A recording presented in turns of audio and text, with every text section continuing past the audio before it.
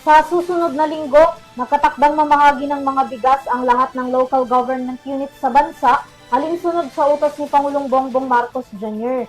Sa kabila niyan, nangako naman ang kagawaran ng agrikultura na sapat ang supply ng mga pangunahing fertilizer bilang suporta sa mga magsasaka. Narito ang aking balita. Nakatakdang magbigay ng libreng bigas sa kani-kanilang mga nasasakupang residente ang bawat lokal na pamahalaan sa bansa.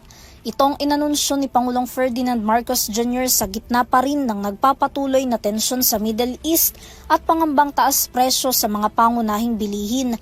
Ayon sa Pangulo, sisimula ng pamamahagi ng mga libreng bigas ng LGUs sa susunod na 2 linggo.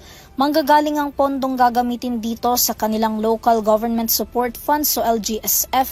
Sa ilalim nito, dapat gamitin ng mga LGUs ang minimum of 50% ng LGSF para sa pagbili ng bigas na libreng ipapamahagi sa kanilang mga constituents.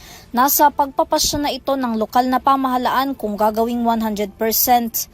Bilang pagtitiyak pa rin ng food security sa bansa, tiniyak ng Pangulo na sapat ang supply ng fertilizer para sa mga magsasaka sa susunod na planting season base na rin sa naging kumpirmasyon ng Department of Agriculture o DA.